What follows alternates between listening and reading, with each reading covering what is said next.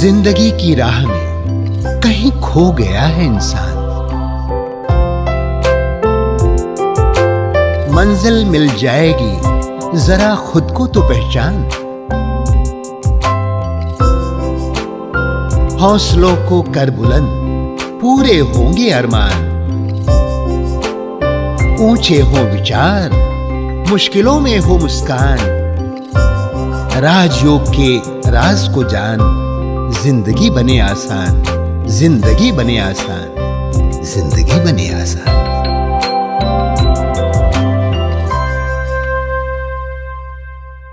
नमस्कार दोस्तों, स्वागत है आप सभी का हमारे प्रोग्राम जिंदगी बने आसान में। दोस्तों, आज हमारे साथ बहुत ही स्पेशल गेस्ट आए हैं जिनका नाम है डॉक्टर गिरीश पटेल जी। इनके साथ हमने कई सारी बातें की है, लेकिन इस बार वो बहुत ही खूबसूरत सीरीज लेकर आए हैं जिसका नाम है माइंड बॉडी मेडिसिन। तो आइए हम उनसे जानते हैं कि क्या है exactly mind body medicine. Om Shanti भाई जी। Om Shanti. Welcome to our show. Thank you भाई जी, ये बहुत ही एक्साइटिंग सीरीज जो आप लेकर आए हैं, मैं तो बहुत एक्साइटेड हूँ क्योंकि इसका नाम ही इतना स्पेशल है, mind body medicine. I feel that अगर हम इस चीज़ के ऊपर पूरी तरह से समझ पाएंगे कि क्या है ये सीरीज, तो इसके बाद हमें और कुछ जानने की ज़रूरत ही नहीं है। एक्सेलेंट। तो भाई जी, एग्जैक्टली क्या है ये सीरीज? कि अगर इसको अच्छे से हम समझ ले जी तो स्वास्थ्य को अच्छा रखना बिल्कुल आसान हो जाएगा जी अगर बड़ी सिंपल भाषा में बताना हो जी तो माइंड बॉडी मेडिसिन क्या है कि माइंड और बॉडी का जो संबंध है उसको चिकित्सा के क्षेत्र में यूज करना। ओके कि मेडिकल फील्ड में उसको यूज करना। ओके इससे पहले बल पता था, जब हम एमबीबीएस होते हैं ना तो हिप्पोक्रेट की ओथ ली जाती है। अच्छा कि भी हाँ, तब तक आपको डिग्री नहीं मिलेगी एमबीबीएस की। अच्छा कि उसमें कई बातें, मैं ऐसा करूंगा, जैसे ना बहुत सारी इथिक्स की बातें हैं। हाँ जी। तो हिप्पोक्रेट्स करीब 2000 साल हो गए, ओ तो उन्होंने भी इस बात को समझा था जी कि मन का, हमारे दृष्टिकोण का, एटीट्यूड का स्वास्थ्य पर संबंध है। वाह। और फिर जैसे आगे गए तो कई चीजें इधर उधर बिखर भी गई। जी सारा ओरिएंटेशन है, बहुत सारा कहेंगे कि शरीर पर हो गया, जी इन्फेक्शन पर भी हो गया। जी लेकिन फिर धीरे से करके पूरी बात आई कि कैसे कि मन का शरीर पर बहुत ही गहरा प्रभाव है और उसका सही उपयोग किया जाए और तो हम बीमारियों से बचे रहेंगे और बहुत सारी बीमारियों में उसकी ट्रीटमेंट भी हो सकती है। इसलिए जैसे बहुत सारी ना इसी को कहा माइंड बॉडी मेडिसिन। ओके जैसे और सारे अप्रोचेस है, ऐसे यह भी ये कहेंगे कि मेडिकल क्षेत्र का एक पावरफुल सिस्टमेटिक अप्रोच हो गया।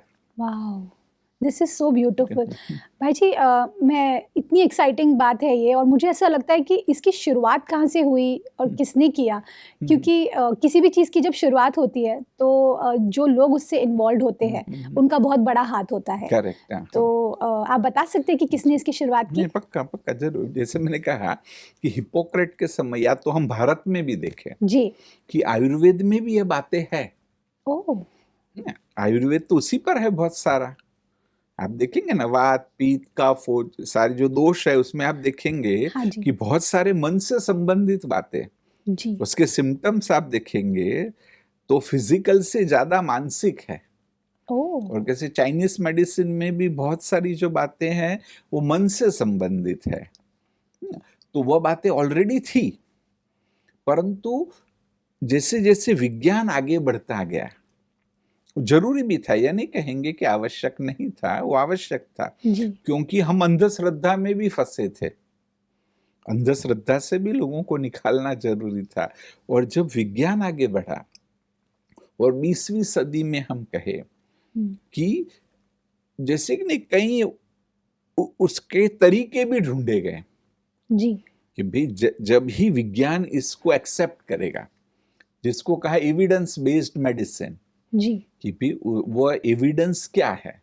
जी तो वॉल्टर कैनॉन वह पहले डॉक्टर थे कि जिन्होंने ये पाया कि जब भी कोई स्ट्रेस आती, अचानक टेंशन आता है, कोई व्यक्ति डर जाता है और कुछ होता है, तो फिर क्या प्रतिक्रिया शरीर में मिलती है, जिसको उन्होंने कहा फाइट और फ्लाइट रिस्पॉन्स।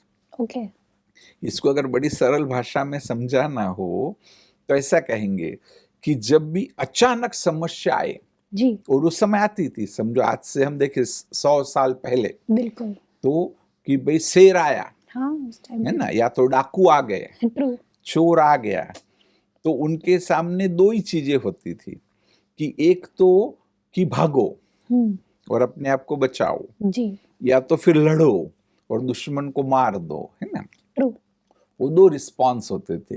वॉल्टर कैनॉन ने मतलब फिजियोलॉजिकली, जिसको कहेंगे साइंटिफिकली, मेडिकल भाषा में उसको ढूंढने की कोशिश की कि हमारा एक सिंपैथेटिक रिस्पॉन्स होता है, हाँ जी, कि भी उससे हार्ट बीट फास्ट चलती है, सांस तेज चलता है, सारे केमिकल्स बॉडी से रिलीज होते हैं और आप में वो शक्ति आ जाती है भागने की या लड़ने की। जी। इसके भी, इसको हम आगे भी चाहे तो चर्चा करेंगे, अब इसमें नहीं जाता हूं, तो फाइट और फ्लाइट रिस्पॉन्स बहुत डिटेल में हो सकता है। वाओ जी। कि उसका संबंध क्या है आदि। जी। जैसे आपने पूछा कि हिस्ट्री क्या है, कैसे आगे बढ़ा, बिल्कुल। तो फिर भी सेकंड चीज जो आई साइंटिफिकली, कि सेकंड वर्ल्ड वॉर में जब सोल्जर्स को वुंड्स होते थे, है ना, इंजरीज होती थी, जी। तो मॉर्फिन के इंजेक्शन दिए जाते थे। जी। तो एक बार ऐसा हुआ कि भी मॉर्फिन खत्म हो गया। मॉर्फिन ताकि पेन ना हो। हाँ पेन का, Right, हाँ pain उसका एडिक्शन भी होता है, हाँ काफी एडिक्शन होता है, परंतु जब व्यक्ति खूब दर्द में है तो उसकी जरूरत भी है। तो हेनरी बीचर नाम के डॉक्टर थे, और ये जो सोल्जर्स है उनको तो इतनी सारी इंजरीज हुई, तो क्या किया जाए। तो उन्होंने एक युक्ति सोची कि उनको सिर्फ सलाइन के इंजेक्शन दिए और बोला ये कि आपको मॉर्फिन के इंजेक्शन दे रहे हम, और तुम्हारा दर्द खत्म हो जाएगा। और तभी पाया उन्होंने कि मोर देन 35% का पेन खत्म हो गया। Wow, this is amazing. वो एक इमरजेंसी थी देखो तो, परंतु इमरजेंसी में काम में आ गया, कि जिसको भी कहा प्लेसिबो रिस्पॉन्स, उन्होंने ही नाम दिया जी। इस पर भी हम आगे चर्चा करेंगे, ये भी अपने आप में एक टॉपिक है वास्तव में जी। तो फिर और उसको एक बल मिला जी, कि भी मन का जो आपकी बिलीफ, क्योंकि उनकी वो मान्यता थी कि भी हमको मॉर्फिन का इंजेक्शन दिया जा रहा है, और काफी इस पर रिसर्च हुई आगे चलकर भी जी। फिर एक स्टेज आई कि जब उसको एकदम साइंटिफिक रिस्पांस दिया गया, वह थे हेंसेल। तो आप उसके बारे में बता सकते हैं कि हेंसेल एग्जैक्टली कौन थे और क्या किया उन्होंने, किस तरह का उत्पादन किया है? जी जी जी, मतलब उन्होंने जो रिसर्च की, हाँ जी, कि आज उनको जो मानते हैं कि वो फाउंडिंग फादर स्ट्रेस रिसर्च के जी। तो जब मेडिकल स्टूडेंट थे तब से उनको ये इंटरेस्ट था जी। वो भी पूरी कहानी है, कभी हम डिस्कस करेंगे अच्छे से। लोगों को इंटरेस्ट बनता है जब ये बात हम समझाते हैं ना, तो कि भी क्या होता है जब कोई भी प्रकार का टेंशन दिया जाए जी।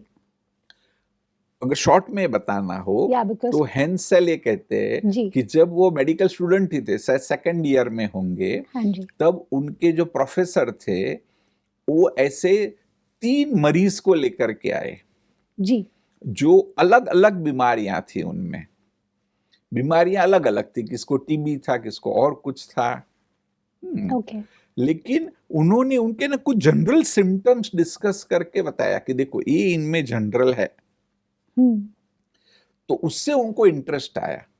मतलब कनेक्टिंग पॉइंट्स, मतलब वो तीनों में क्या सिमिलैरिटीज है? वो ये कहते हैं, उनको मैंने बहुत पढ़ा है क्योंकि उनको फाउंडिंग फादर माना जाता है जी। कि उनके बारे में बहुत कुछ मैंने पढ़ा है। हाँ तो कहते हैं कि मेरा इंटरेस्ट कहाँ से डेवलप हुआ, हाँ जी, कि जो हमारे प्रोफेसर अलग अलग डिपार्टमेंट से 3 पेशेंट को लेके आए, वो डिपार्टमेंट एक नहीं था जी, लेकिन उनके जो जनरल सिम्टम्स थे जी, उसी से उन्होंने उसके बारे में उनको एक्सप्लेन किया। कभी हम चर्चा करेंगे तो बोलते उससे मेरा इंटरेस्ट डेवलप हुआ कि भाई टेंशन से भी, तनाव से कुछ जनरल होता होगा। फिर पूरा उन्होंने एक रिसर्च का अपना प्रोटोकॉल होता है कि भी कैसे डेवलप किया जाए जी, तो प्रोटोकॉल भी तैयार किया। शुरू में लोगों ने इंटरेस्ट नहीं लिया, लेकिन उनको पक्का था कि इससे कुछ तो होने वाला है और फिर उस पर लगे रहे और वो प्रूव किया। जी। उसी के आधार से बना कि जनरल एडॉप्टेशन सिंड्रोम, कि वाह। जब भी कोई तनाव आता है तो यह जो है वो बातें जनरली सारे शरीर में होती है। जैसे का कोर्टिसोल लेवल बढ़ता है, फिर लिम्फ नोड्स है वो इनलार्ज होती है, और फिर उन्होंने कहा कि अगर ये हो रहा है तो व्यक्ति तनाव में है। ओके। तो मतलब आप कहना चाह रहे कि जो ये सिम्टम्स हम तीनों बीमारियों में सेम देख रहे थे कि ये होता ही है जब भी स्ट्रेस आता है, ऐसा आप कहना चाह रहे हैं? नहीं, वो जनरल बातों को लेकर के उन्होंने प्रूव किया। अच्छा, prove इसका किया। ऐसे कनेक्शन नहीं है। जी। ये जो 3 पेशेंट है ना, हाँ जी। मुझे तो इंटरेस्टिंग इसलिए लगा जी। क्योंकि वो ये बता रहे थे कहीं अपनी किताब में जी। कि भी मेरा इंटरेस्ट डेवलप कैसे हुआ। Oh wow, okay. कि 3 पेशेंट अलग अलग है। समझो कोई टीबी का पेशेंट है, किसको और कुछ थायराइड हुआ है, तीसरा अलग पेशेंट था। हाँ जी। लेकिन उसमें कुछ जनरल बातें थी। जी। तो उन्होंने ये सोचा कि स्ट्रेस में भी कुछ जनरल होगा, ओके। और फिर इस पर सोच करके पूरा जो तरीका होता है उस तरीके से रिसर्च को उन्होंने आगे बढ़ाया, और वह सचमुच सिद्ध हुआ, वेरी नाइस। है ना, कि जिससे ये माना गया कि भी जनरल एडॉप्टेशन सिंड्रोम, जी। ना, तो वह एक थोड़ा जो माइंड बॉडी मेडिसिन का है ना, कि उसका बेसिस थोड़ा आगे बढ़ा। हाँ जी। हाँ, फिर और आगे कैसे बढ़ा कि और भी कुछ कुछ चीजें सामने आई। हाँ जी। और जो कुछ चीजें सामने आई, एक तो ऐसे कि जिनको पेट की बीमारियां होती थी, हाँ जी। उनमें भी उन्होंने ये देखा कि भी इसका ना मन से संबंध है।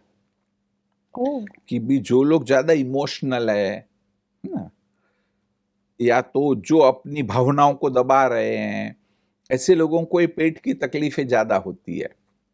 वह एक साइंटिफिक स्टडी में वो बात सामने आई। जी। हाँ, जिनको बर्न्स होता है ना, कि जो लोग जल जाते हैं, हाँ जी। जो पेशेंट जल जाते हैं, उसमें 3 प्रकार से व्यक्ति जल सकता है। एक तो कि एक्सीडेंट हो गया उसका और वो जल गया, है ना। दूसरा, उसने आत्महत्या की कि उसको मरना है। जी। और तीसरा, जिसको कहेंगे होमिसाइड, कि उसको मारा गया। ओके। किसको नहीं, मर्डर। हाँ, मारने के लिए उस पर कुछ भी पेट्रोल डाला गया, उसको जलाया गया, हाँ जी। और उसको मार दिया गया, है जी। ना। तो ये तीनों में उन्होंने ये देखा कि भी जो सुसाइड के पेशेंट थे, हाँ जी। कि जो मरना चाहते ही थे, हम्म। तो वो ठीक नहीं हुए। ओके। हाँ, डॉक्टरों ने ये देखा कि भाई ऐसे बहुत सारे पेशेंट आ रहे हैं, समझो ऐसा ही डिपार्टमेंट है हाँ जी। कि जहां जो बर्न के पेशेंट्स आ रहे हैं। तो ये स्टडी की गई कि भी एक जैसा, समझो कि भी 15% बर्न है बहुत सारे पेशेंट्स में, जी। लेकिन वो कैसे जले उसका तरीका अलग है। एक तो कि एक्सीडेंटली वो हुआ, राइट, सडन। हाँ, कुछ एक्सीडेंट हो गया, जी। वो जल गया। दूसरा, वो मर जाना चाहता था और वो जला। ओके। तीसरा, उसको मारने के लिए जलाया गया। अच्छा। तो ये पाया कि जहां वो मरना चाहता था वो ठीक नहीं हुआ। ओह, इच्छा शक्ति। हाँ, विल टू बी वेल जो बोलते हैं, एग्जैक्टली। हाँ, कि वो अच्छा होना ही नहीं चाहता था। जी। तो इसलिए वो ज्यादा डिटेरियोरेट हुआ। जी।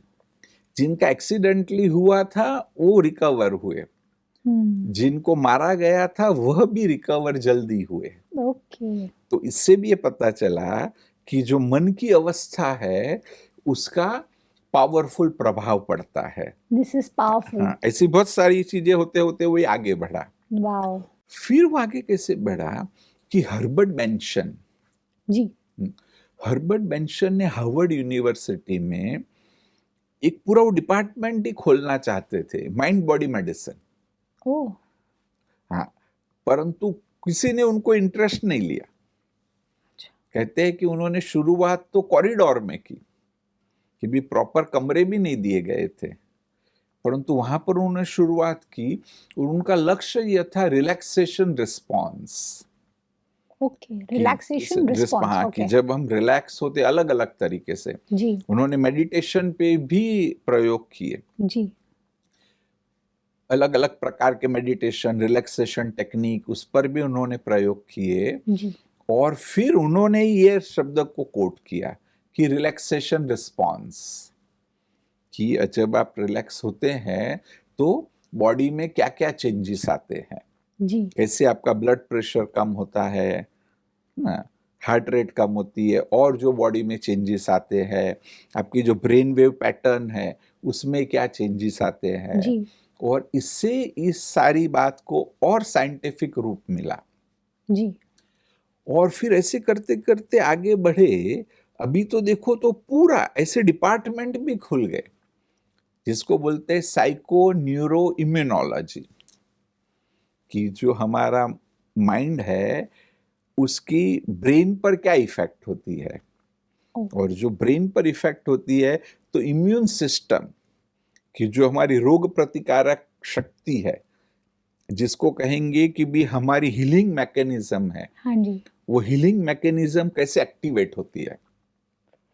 और आज विज्ञान अच्छे से मानने लगा है कि बॉडी में ही अपने आप को हील करने की कैपेसिटी है। अच्छा, ये उन्होंने ही प्रूव किया था। नहीं, अभी एक जनरल, अभी मुझे भी आश्चर्य होता था हाँ, कि हम जो सर्जरी की किताब पढ़ते थे, हाँ जी, ग्रेज एनाटॉमी ऐसा मानते हैं, एनाटॉमी की किताब है, बेसिकली बड़ी मोटी सी किताब है, हाँ जी, जो फर्स्ट एमबीबीएस में पढ़नी है आपको। जी, तो ग्रेज एनाटॉमी की शुरुआत में ही ये लिखा गया है जी। कि आई dress the wound and God heels them. In the medical books. हाँ हाँ, फर्स्ट स्टार्टिंग में ही है, ऑन द स्टार्टिंग में ये है दिस इज सो कि ब्यूटीफुल। भाई मैं तो सिर्फ है ना वुंड्स को ड्रेस करता हूँ, और चलो गॉड कहा, या तो हम ये भी कह सकते हैं कि बॉडी में नेचर में वो कैपेसिटी है, जी, सिर्फ जो इन्फेक्शन है आदि को हटा दो। जी, और ये पक्का माना गया है कि कहीं भी इंजरी हुई, सिर्फ वहां जो पैथोलॉजी है, जी, भी कुछ गंदगी वहां जमी हुई है, कुछ इन्फेक्शन है, उसको आप ठीक कर दो तो बॉडी अपने आप को हील करेगी। क्या बात है। हाँ, Very और nice. वो जो हीलिंग कैपेसिटी है वो आपके अंदर में है, और उसका बहुत बड़ा संबंध आपके मन के साथ है। कितनी बड़ी बात है भाई जी ये, क्योंकि आज तक हम ये मानते आए कि सब चीज़ें, अगर कोई बीमारी है तो वो बीमारी क्रिएट कोई और सिचुएशन की वजह से हुई है और हम उसके लिए रिस्पॉन्सिबल नहीं है। करेक्ट। पर आज जो ये आपने बात कही है इतनी बड़ी बात है, क्योंकि आज हमको ये समझ में आया, आज मुझे तो ये समझ में आया कि मन का कितना बड़ा हाथ है। क्योंकि हम सोचते हैं कि सब कुछ अच्छा चल रहा है, पैसा है, रुपया है, रिलेशनशिप है, सब कुछ है, लेकिन अगर मन ही ठीक नहीं है तो शरीर पर उसका असर बहुत पड़ता है। नहीं, आने का बिना आपने शायद नेचुरल बोल दिया होगा, जी, लेकिन आपने बहुत ही पावरफुल बात बोली है हाँ जी, कि भी हम रिस्पॉन्सिबल है। बिल्कुल, आज लोग ये नहीं समझते कि हम रिस्पॉन्सिबल है, हाँ जी, हम ये समझते कि हमारी बीमारी के लिए इन्फेक्शन रिस्पॉन्सिबल है सो ट्रू, ना। अभी कोरोना में तो हम जानते ही है कि जी। भी हमारा इम्यून रिस्पॉन्स इम्पोर्टेंस है, सो ट्रू, क्योंकि बहुत सारे लोग एक्सपोज तो हुए ही, जी, जिनका इम्यून रिस्पॉन्स पावरफुल था वह बचे रहे। जी, तो ऐसे बॉडी में इतना ही केवल नहीं, अब एक नया ये ब्रांच भी आ गई जिसको बोला एपिजेनेटिक्स। ओह, ओके, एपिजेनेटिक्स। हाँ, ये बोलते थे, मतलब जेनेटिक्स के ऊपर, अच्छा, कि ये मानते थे कि भाई जीन्स रिस्पॉन्सिबल है जी, ना।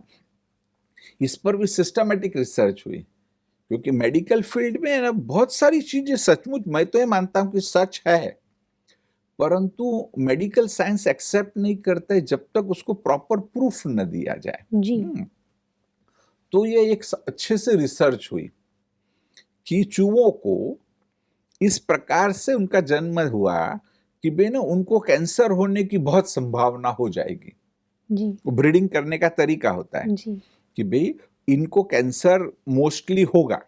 जी, तो फिर ये देखा कि भाई ये जो है चूहे है, उनमें ऑलमोस्ट उदाहरण के रूप में कि भाई उनको 70% कैंसर होगा। अच्छा, इनको डेफिनेटली भाई 100 चूहे है तो 70 को कैंसर होगा। जी, फिर इनको क्या किया गया कि उनमें से कई चूहों को रिस्ट्रिक्शन में रखा, ओके, उनको खेलने नहीं दिया, शॉक्स दिए, ओके, ऐसे है ना, ऐसे उनको टेंशन दिया, जी, चूहों को टेंशन देने के तरीके। जी, तो ऐसे उनको टेंशन में रखा, और जब उनको टेंशन में रखा ना तो ये देखा कि वो जो 60% था कि वो कैंसर होने की संभावना 70% हो गई। कि भाई वो क्योंकि टेंशन आया तो उनका कैंसर होने की संभावना बढ़ गई। नहीं, आगे समझने जैसा है जी। फिर क्या किया कि एक ग्रुप को फ्रीडम दी, ओके। वही चूहे लेकिन उनको फ्रीडम दी, अच्छे से खेलिया, उन पर हाथ फेरा, अलग अलग रीति से, है ना, उनको रिलैक्स किया गया जी। वो इंजॉय करे लाइफ को, उनको फ्रीडम मिली, वो एकदम जैसे नहीं खुश रहे जी। इस प्रकार से उनको डेवलप किया गया। तो पाया कि भी उनमें से 30% को ही कैंसर हुआ। ओह वाओ, तो ये कितनी बड़ी बात है। ये फाउंडेशन बना एपिजेनेटिक्स का भी ओके। कि वो जीन्स नहीं है, जी। वो आपका स्टेट ऑफ माइंड है। इवन ये एनिमल्स पे भी लागू होता है। हाँ, कि जीन्स एनिमल्स पे तो ह्यूमन बीइंग पे तो और बहुत ज्यादा हो गया ना। हाँ बिल्कुल। एनिमल्स तो जो है भी उसमें कहेंगे कि एक मर्यादा थी। जी हमारी जो इमोशंस है ना बड़े कॉम्प्लेक्स है, बिल्कुल। तो इसलिए ये पूरी एक फील्ड भी डेवलप हो गई, इस भी जिसको बोला एपिजेनेटिक्स। तो ऐसे बहुत सारी चीजें डेवलप होती गई और जैसा ना पूरा एक माइंड बॉडी मेडिसिन वो सिस्टमैटिकली फील्ड बन गई। ओके। मैं समझता हूँ और भी जैसे हम ब्रह्मा कुमारी में भी ये पूरा एक पोस्ट ग्रेजुएट डिप्लोमा डेवलप कर रहे हैं।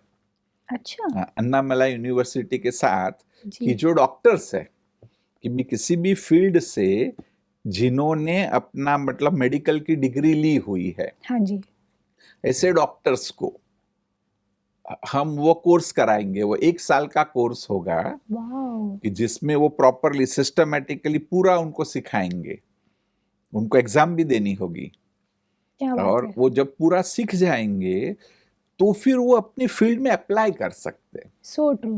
क्योंकि आज ये सिस्टमैटिकली प्रूवन बात है कि एक फैमिली फिजिशियन के पास भी, साइकेट्रिस्ट के पास जाते वो अलग बात है, परंतु जो फैमिली फिजिशियन के पास पेशेंट्स जाते हैं उसमें ऑलमोस्ट 60 to 70% को कोई ना कोई इमोशनल प्रॉब्लम है। अच्छा। परंतु उस पर कोई ध्यान नहीं दे पाता है। जी।